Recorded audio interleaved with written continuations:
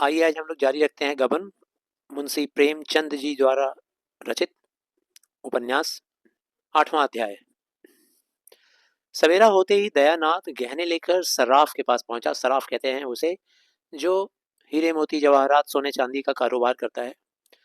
और हिसाब होने लगा। ये वही सराफ था जिसके यहाँ दयानाथ का पुराना हिसाब किताब बाकी था, यानी शादी के टाइम में खरीदे हुए गहनों का पैसा बाकी था देने के लिए। इन्होंने सोचा था कि गहना लौटा देंगे तो पैसा नहीं चुकाना पड़ेगा। सराफ के 1500 रुपए आते थे, मतलब 1500 उसको देना था, मगर वह केवल 1500 रुपए के गहने लेकर संतुष्ट न हुआ। बिके हुए गहनों को वह बट्टे पर ही ले सकता था। कहने का तात्पर्य है कि जो गहना बिक गया है अब उसको जब लेंगे तो उसको सेकंड हैंड का दाम लगाएंगे, उस पे कुछ मजूरी वगैरह जो होता है, मेकिंग चार्जेस वगैरह, वो सब काट कूट के और एक्स्ट्रा चार्ज लगा देंगे। बिकी हुई चीज कौन वापस लेता है? कहने का मतलब कि अगर फर्स्ट हैंड अगर बिक्री हो रही होती, खरीद हो रही होती, तो उसका ओरिजिनल दाम मिलता। इन चीजों का तो सौदा हो चुका था पहले ही। उसने कुछ ऐसा व्यापारिक सिद्धांत लगाया कि दयानाथ को कुछ ऐसे शिकंजे में फंसा दिया कि हाँ हाँ करने के अलावा उनके सामने कोई रास्ता ही नहीं सूझ रहा था। अब भाई वे ठहरे दफ्तर के बाबू, दफ्तर के क्लर्क थे, ऑफिस में काम करने वाले, और वो था दुकानदार सुनार, वो भी बहुत ही चतुर। दुकानदार जो होते हैं वो पेशे से माने जाते हैं कि वो बड़े ही चतुर होते हैं। 1500 रुपए में 2500 रुपए के गहने भी चले गए। पूरा गहना जो चोरी करके आया था वो 2500 रुपये उसका दाम था, और 1500 रुपया उसको देना था। 1500 में 2500 का गहना चला गया, ऊपर से 50 रुपया और बाकी भी रह गया। इस बात को लेकर पिता पुत्र में कई दिन तक खूब वाद विवाद हुआ। दोनों आपस में लड़ते रहे, रमानाथ और दयानाथ। दोनों एक दूसरे को दोषी ठहराते रहे। कई दिन आपस में बोलचाल बंद रही, मगर इस चोरी का हाल गुप्त रखा गया। पुलिस को खबर हो जाती तो भांडा फूट जाने का भय था। जालपा से यही कहा गया कि माल तो मिलेगा नहीं, व्यर्थ का झंझट भले ही होगा। अब अगर पुलिस केस करेंगे तो बेकार में झंझट अलग होगा, और चोरी का वाला माल तो मिलेगा नहीं। जालपा ने भी सोचा जब माल ही नहीं मिलेगा तो पुलिस में रपट व्यर्थ क्यों किया जाए। रपट मतलब रिपोर्ट क्यों किया जाए।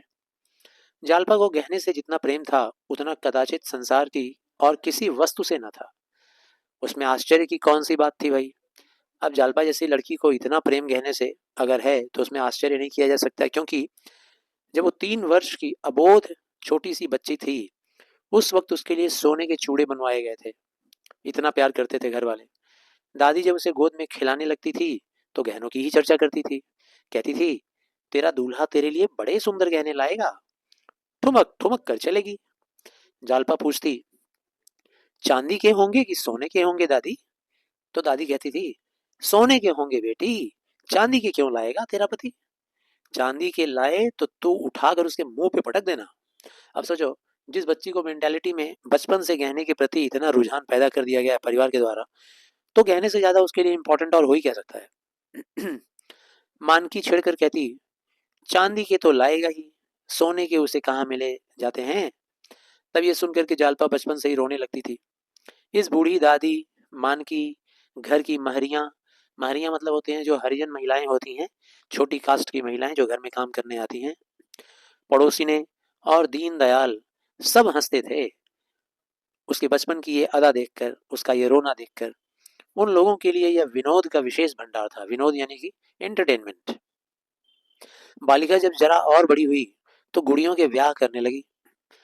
गुड़ियों गुड़ियों का खेल खेलने लगी भाई। एक गुड्डा और गुड्डी की शादी कराने लगी। लड़के की ओर से चढ़ावे जाते थे, दुल्हन को गहने पहनाती, डोली में बैठाकर विदा करती, गुड्डे गुड्डी के खेल में। कभी कभी दुल्हन गुड़िया अपने गुड्डे दूल्हे से गहनों के लिए मान करती तो गुड्डा बेचारा कहीं ना कहीं से गहने लाकर स्त्री को खुश कर देता था। उन्हीं दिनों बिसाती ने उसे वह चंद्रहार दिया था, याद है ना, स्टार्टिंग में हम लोगों ने पढ़ा था। जो अब तक उसके पास सुरक्षित था। जरा और बड़ी हुई तो बड़ी बूढ़ियों में बैठकर गहनों की ही बातें सुनने लगी। महिलाओं के इस छोटे से संसार में इसके सिवा और कोई चर्चा ही नहीं थी। किसने कौन कौन गहने बनवाए, कितने दाम लगे, गहने ठोस हैं या पोले हैं, पोले मतलब खोखले हैं, जड़ाऊ हैं या सादे हैं, जड़ाऊ मतलब उस पर डिजाइन डिजाइन बनी हुई है या सादा है, किस लड़की के विवाह में कितने गहने आए। इन्हीं महत्वपूर्ण विषयों पर हमेशा आलोचना हुआ करता था, टिप्पणी हुआ करता था उसके घर में। कोई दूसरी विषय पर चर्चा होती ही नहीं थी। इतना रुचिकर कोई दूसरा विषय था ही नहीं, इतना ग्राह्य उसके लिए हो ही नहीं सकता था। इस आभूषण मंडित संसार में, आभूषण मंडित संसार मतलब उसका जो बचपन का संसार था वो आभूषणों की ही चर्चा से भरा पड़ा था और आभूषण की महिमा बताई जाती थी उस घर में। जालपा का यह आभूषण प्रेम स्वाभाविक ही तो था, महीने भर से ऊपर हो गया। उसकी दशा ज्यों की त्यों है, न कुछ खाती न कुछ पीती, न किसी से हंसती न बोलती, खाट पर पड़ी हुई शून्य नेत्रों से शून्य आकाश की ओर ताकती रहती है। सारा घर समझाकर हार गया, पड़ोसी ने समझाकर हार गई, दीनदयाल आकर समझा गए, दीनदयाल मतलब उसके पापा, पर जालपा ने रोग शैया ना छोड़ी। रोग शैया मतलब बेड, ऐसा बेड, शैया मतलब होता है बेड, मतलब ऐसा लग रहा था जैसे रोगी हो गई है। उसे अब घर में किसी पर विश्वास न था, यहाँ तक कि रमा से भी उदासीन रहती थी। रमा यानी उसका पति, उससे भी दुखी रहती थी, उससे भी रूठी रूठी रहती थी। वह समझती है सारा घर मेरी उपेक्षा कर रहा है, सब के सब मेरे प्राण के ग्राहक हो रहे हैं। मेरे प्राण के ग्राहक मतलब सब मेरी जान ले लेना चाहते हैं। जब इनके पास इतना धन है तो फिर मेरे गहने क्यों नहीं बनवाते, मन ही मन में सोचती। जिससे हम सबसे अधिक स्नेह रखते हैं उसी पर सबसे अधिक रोष भी करते हैं, ये प्रेमचंद जी हमें समझा रहे हैं। जालपा को सबसे अधिक क्रोध रमानाथ पर था, अपने पति पर। अगर यह अपने माता पिता से जोर देकर कहते तो कोई उनकी बात न टाल सकता, पर यह तो कुछ कहते भी नहीं है। इनके मुंह में तो दही जमा हुआ है। मुझसे प्रेम होता तो यूं निश्चिंत न बैठे रहते। जब तक सारी चीजें न बनवा लेते रात को नींद न आती इनको। मुंह देखे की मोहब्बत है, बस सिर्फ हमको देख के आई लव यू और मुंह से बोल देते हैं कि हम तुमको बहुत प्यार करते हैं। माँ बाप से कैसे कहें, जाएंगे तो अपनी ही ओर, अपनी ही ओर मतलब अपने मम्मी पापा की तरफ ही तो खींचेंगे। मैं कौन हूँ भाई, मैं तो बाहर की हूँ। वह रमा से केवल खींची ही नहीं रहती थी, वह कभी कुछ पूछता तो दो चार जली कटी सुना भी देती थी। बेचारा अपना सा मुंह लेकर रह जाता था। गरीब अपनी ही लगाई हुई आग में जला जा रहा था। गरीब किसको बोला गया है, रमानाथ को। अपना ही लगाया हुआ आग मतलब बड़ी बड़ी डींगे हाँका था ना शुरुआत में, हम लोग बहुत अमीर हैं, बैंक में बहुत पैसा है, अब उसी में जल रहा है। अगर वह जानता कि उन डींगों का यह फल होगा तो वह जुबान पर मुहर लगा लिया होता। चिंता और पश्चाताप उसके हृदय को कुचले डालती थी। कहाँ सुबह से शाम तक हंसी ठहाके सैर सपाटे में कटते थे, कहाँ अब नौकरी की तलाश में ठोकरें खाता फिरता था। सारी मस्ती गायब हो गई। बार बार अपने पिता पर क्रोध आता उसको। यह चाहते तो दो चार महीने में सब रुपए अदा हो जाते, मगर इन्हें क्या फिक्र है। कैसे भाई, तो उसके जो पिताजी जो थे ना, वो जिस ऑफिस में काम करते थे वहां थोड़ा हेरा फेरी कर लेते तो कुछ ही दिनों में पैसे कमा लेते वो। लेकिन डरते थे, ईमानदार भी थे बहुत। मैं चाहे मर जाऊं पर यह अपनी टेक न छोड़ेंगे, मतलब अपनी जिद नहीं छोड़ेंगे।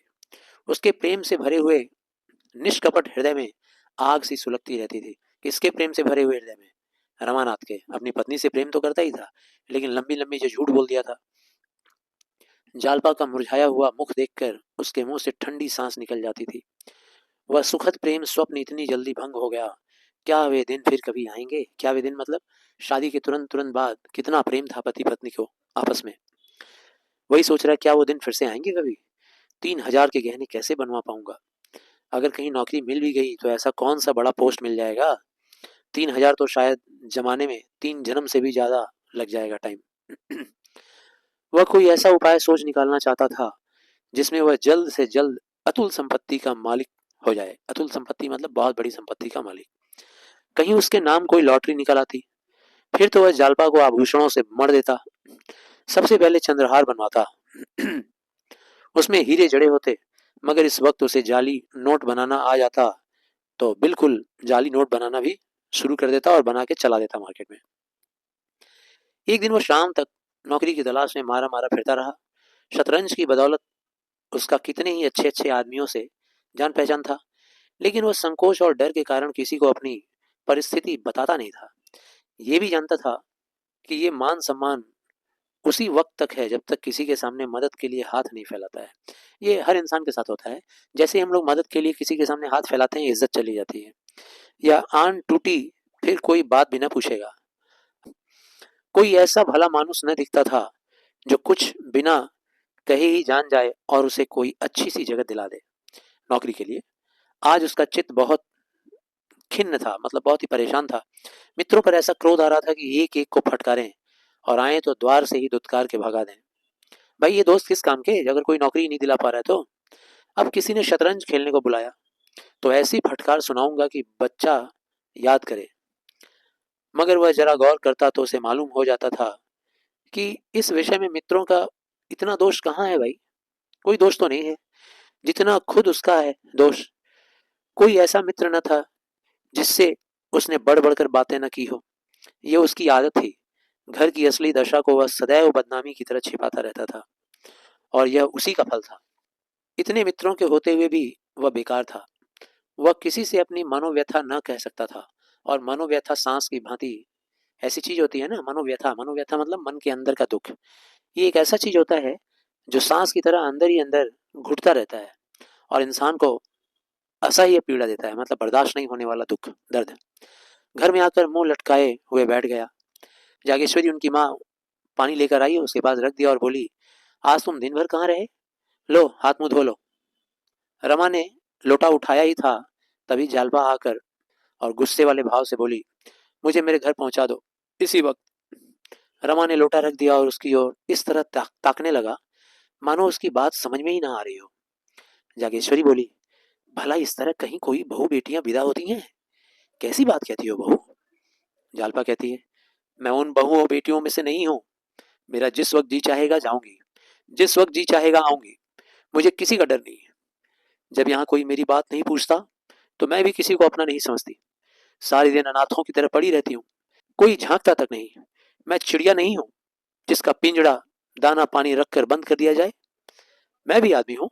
अब मैं इस घर में क्षण भर न रुकूंगी। अगर कोई मुझे भेजने न जाएगा तो अकेली ही चली जाऊंगी।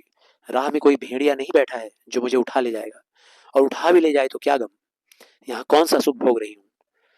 रमा सावधान होकर कहा, आखिर कुछ मालूम भी तो हो, क्या बात हुई। जालपा बोली, बात कुछ नहीं है, अपना जी है, यहाँ नहीं रहना चाहती बस। रमानाथ कहता है, भला इस तरह जाओगी तो तुम्हारे घर वाले क्या कहेंगे, कुछ ये भी तो सोचो। जालपा कहती है, यह सब कुछ सोच चुकी हूँ और ज्यादा नहीं सोचना चाहती। मैं जाकर अपनी कपड़े बांधती हूँ और इसी गाड़ी से जाऊंगी। इसी गाड़ी से मतलब सुबह सुबह की गाड़ी से चली जाना चाहती है। यह कहकर जालपा ऊपर चली गई। रमा भी पीछे पीछे यह सोचता हुआ चला कि इसे कैसे मनाए। जालपा अपने कमरे में जाकर बिस्तर लपेटने लगी कि रमा ने उसका हाथ पकड़ लिया, बोला, तुम्हें मेरी कसम जो इस वक्त जाने का नाम लो तो। जालपा ने त्योरी चढ़ाकर, त्योरी मतलब भौहें चढ़ाकर बोली, तुम्हारी कसम की हमें कुछ परवाह नहीं है। उसने अपना हाथ छुड़ा लिया और फिर बिछावन लपेटने लगी। रमा खिसियाया सा होकर एक किनारे खड़ा हो गया। जालपा ने बिस्तर बंद से बिस्तरे को बांधा। बिस्तर बंद मतलब बेडिंग होता है जिसके अंदर बिस्तर वगैरह डाल के गोल गोल मोड़ कर बांध दिया जाता है। फिर अपने संदूक को साफ करने लगी, मगर अब उसके हरकत में थोड़ी सी ढीलापन आ गया। बार बार संदूक बंद करती थी और खोलती थी। वर्षा बंद हो चुकी थी, केवल छत पर रुका हुआ पानी टपक रहा था। आखिर वह उसी बिस्तर के बंडल पर बैठ गई और बोली, तुमने मुझे कसम क्यों दिलाई। रमा के हृदय में थोड़ी आशा की गुदगुदी हुई। बोला, इसके सिवा मेरे पास तुम्हें रोकने का कोई और साधन था। जालपा बोली, क्या तुम चाहते हो कि मैं यहीं घुट घुट कर मर जाऊं। रमानाथ कहता है, तुम ऐसे मनहूस शब्दों को मुंह में क्यों निकालती हो। मैं तो चलने को तैयार हूं, ना मानोगी तो पहुंचाना ही पड़ेगा। जाओ, मेरा ईश्वर मालिक है, मगर कम से कम बाबूजी और अम्मा से तो पूछ लो। अपने मम्मी पापा की बात कर रहा है। बुझती हुई आग में तेल बढ़ गया। यानी कि जालपा को गुस्सा थोड़ा ठंडा हो रहा था, तभी ऐसा बात बोल दिया रमानाथ कि उसको और गुस्सा आ गया। जालपा तड़प कर बोली, वह मेरे कौन होते हैं जो उनसे पूछूं। रमानाथ बोला, कोई नहीं होते। रमानाथ बोला, कोई नहीं होते। जालपा बोली, कोई नहीं। अगर कोई होते तो मुझे यूं न छोड़ देते। रुपए रखते हुए कोई अपने प्रियजनों का कष्ट नहीं देख सकता है। ये लोग क्या मेरे आंसू न पोंछ सकते थे। मैं दिन के दिन यहाँ पड़ी रहती हूँ, कोई झूठ मूठ का भी मुझसे नहीं पूछता है। मोहल्ले की स्त्रियां मिलने आती हैं, कैसे मिलूं, यह सूरत तो मुझसे नहीं देखे दिखाई जाती। न कहीं आना, न कहीं जाना, न किसी से बात करना, न चीत। ऐसे कोई कै दिन रह सकता है। मुझे इन लोगों से अब कोई आशा नहीं रही। आखिर दो लड़के और भी तो हैं इनके, यानी तुम्हारे दो भाई और हैं, अपने पति के दो भाई। उनके लिए भी तो कुछ जोड़ेंगे कि तुम ही को दे देंगे सारा। रमा को बड़ी बड़ी बातें करने का फिर अवसर मिला। वह खुश था कि इतने दिनों के बाद आज उसे प्रसन्न करने का मौका तो मिला। फिर झूठ का सहारा ले रहा, बोला, प्रिय, तुम्हारा ख्याल बहुत ठीक है, जरूर यही बात है, नहीं तो 2,500-3,000 उनके लिए क्या बड़ी बात थी। 50,000 बैंक में जमा करके रखे हैं पापा जी, दफ्तर तो केवल दिल बहलाने जाते हैं। जालपा बोली, मगर हैं तो मक्खी चूस, पल्ले सिर के हैं, यानी कि 1 नंबर के मक्खी चूस हैं। रमानाथ बोला, मक्खी चूस न होते तो इतनी संपत्ति कहाँ से आती। जालपा बोली, मुझे तो किसी की परवाह नहीं है, हमारे घर किस बात की कमी है भाई, दाल रोटी वहां भी मिल जाएगी, 2-4 सखी सहेलियां हैं, खेत खलिहान है, बाग बगीचे हैं, जी बहलता रहेगा।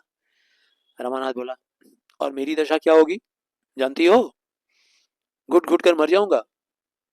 जब से चोरी हुई है मेरे दिल पर कैसी गुजरती है, वह दिल ही जानता है। अम्मा और बाबूजी से एक बार नहीं लाखों बार कहा है मैंने, जोर देकर कहा कि 2-4 चीजें तो बनवा ही दीजिए, पर किसी के कान पर जू तक नहीं रेंगी। जू तक नहीं रेंगी मुहावरा है, मतलब किसी के ऊपर कोई अंतर नहीं आया। पर किसी के कान पर न जाने क्यों मुझसे आंखें फेर ली उन लोगों ने। जालपा कहती है, जब तुम्हारी नौकरी कहीं लग जाए तो मुझे बुला लेना। रमानाथ बोला, तलाश तो कर रहा हूँ, बहुत जल्दी मिलने वाली है, हजारों बड़े बड़े आदमियों से मुलाकात है, नौकरी मिलते क्या देर लगती है, हाँ जरा अच्छी जगह चाहता हूँ। जालपा कहती है, मैं इन लोगों का रुख समझती हूँ, मैं भी यहाँ अब दावे के साथ रहूंगी। क्यों, किसी से नौकरी के लिए कहते नहीं हो। रमानाथ बोला, शर्म आती है किसी से कहते हुए। जालपा कहती है, इसमें शर्म की कौन सी बात है, कहते शर्म आती है तो खत लिख दो। रमा उछल पड़ा, कितना सरल उपाय था, और अभी तक यह सीधी सी बात उसे ना सूझी थी। बोला, हाँ ये तुमने बहुत अच्छी तरकीब बतलाई है, कल जरूर लिखूंगा। जालपा बड़ी, मुझे पहुंचा कर आना तो लिखना, कल ही थोड़े मुझे पहुंचा कर आना, जालपा बोली, मुझे पहुंचा कर आना तो लिखना, कल ही थोड़े लौट आओगे। रमानाथ बोला, तो क्या तुम सचमुच में जाओगी। तब मुझे नौकरी मिल चुकी, मैं खत लिख चुका, इस वियोग, वियोग यानी बिछड़ने से, इस वियोग से दुख में बैठकर रोऊंगा कि नौकरी ढूंढूंगा, तुम ही बताओ। नहीं, इस वक्त जाने का विचार छोड़ो, नहीं सच कहता हूँ, मैं कहीं भाग जाऊंगा, मकान का हाल देख चुका मैं, तुम्हारे सिवा और कौन बैठा हुआ है जिसके लिए यहाँ पड़ा सड़ा करूं। हटो तो जरा मैं बिस्तर खोल दूं। जालपा ने बिस्तर पर से जरा खिसक कर कहा, मैं बहुत जल्दी चली आऊंगी, तुम गए और मैं आई, जैसे ही तुम जाओगे मैं आ जाऊंगी, मतलब मुझे बुलाने आओगे मैं आ जाऊंगी। रमा ने बिस्तर खोलते हुए कहा, जी नहीं, माफ कीजिए, इस धोखे में नहीं आता मैं।